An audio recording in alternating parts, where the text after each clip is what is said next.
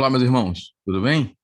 Quero te convidar a separar um tempinho no dia de hoje para meditar na palavra do Senhor, fazer seu culto particular, seu culto doméstico, pessoal. Teremos a oportunidade de estarmos juntos logo mais à noite, adorando ao Senhor, junto com a congregação, junto com a comunidade, né? Mas se você puder separar, e mesmo assim, mesmo que você vá à noite ter um momento seu de reflexão, eu acho que é sempre útil e valioso para a nossa vida espiritual.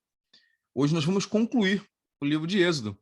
Fizemos desde o início até o final todos os versos, todos os textos do livro de Êxodo, e que bom termos caminhado junto com esse povo aqui, desde a saída do Egito, desde o clamor deles no Egito, até agora, esse momento em que veremos eles caminhando no deserto e a construção do tabernáculo. Então, foi uma trajetória que fizemos junto com esse povo e muito importante para o nosso crescimento espiritual, porque aprendemos com aquilo que o Senhor nos ensinou no passado, com as suas experiências, e podemos, então, assim, caminhar e viver para a glória de Cristo. Bem, nosso texto hoje está lá em Êxodo, capítulo 40, do versículo 1 até o final do capítulo, no versículo de número 38. Então, Êxodo 40, do 1 até o versículo 38. Eu não vou ler o texto aqui, gostaria que você lesse aí na sua casa para então refletirmos sobre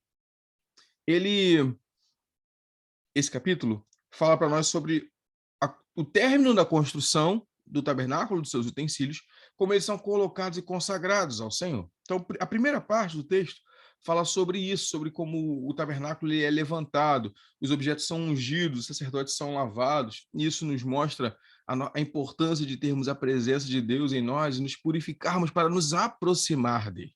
E o final do texto fala quando a presença de Deus enche aquele lugar. Então, do versículo 34 em diante, a glória do Senhor encheu o tabernáculo, a nuvem ali estava, era tão grande que mesmo Moisés não podia entrar na tenda da congregação, a nuvem se levantava sobre o tabernáculo. E aí, assim, vai dizer que os filhos de Israel caminhavam quando a nuvem se levantava, e quando ela não estava, eles ficavam parados e aguardavam. Eu queria refletir só sobre esse finalzinho aqui com vocês, nosso tempo aqui é curto. Deus se faz presente ali. Deus está no meio deles. A glória de Deus é visível no meio deles. E eles caminham somente quando Deus está ali manifesto. Eu fiquei pensando um pouco sobre isso no dia de ontem, né? Como Deus, ele de fato manifesta a sua presença no nosso meio.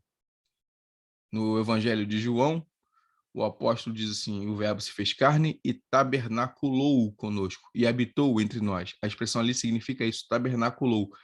O verbo se fez carne e montou o seu tabernáculo no nosso meio. É a presença de Deus. O tabernáculo não é só uma habitação. O tabernáculo é onde Deus está, onde a glória de Deus se manifesta. Jesus é o tabernáculo. Jesus é o verdadeiro templo. Jesus é a presença de Deus no nosso meio, é a glória de Deus manifesta. Quando Cristo está em nós e nós em Cristo, que é assim que é a expressão que a Bíblia diz, né? Estamos em Cristo. Se nós estamos em Cristo, Ele está habitando em nós pelo seu Espírito. Quando estamos unidos, a glória de Deus se manifesta nas nossas vidas. E essa glória não é a glória para nos exaltar, para nos levantar, para nos colocar sobre os outros, para encher o nosso coração de orgulho, de vaidade. Essa glória é a glória que nos conduz a caminhar diante dele. O povo só caminha quando a nuvem está ali. Eles não caminham à revelia, independente se Deus se manifesta ou não. Eles só caminham quando Deus se manifesta diante deles. E assim devemos ser nós também. Temos uma trajetória, temos uma caminhada. A nossa vida é um caminhar até a terra prometida, até Canaã celestial. E como é que nós devemos caminhar? Sempre garantidos na presença de Deus e na sua glória manifesta em nós. Não podemos caminhar sozinhos, não podemos andar sozinhos, mas precisamos, necessitamos, dependemos da glória de Deus para caminharmos e vivermos.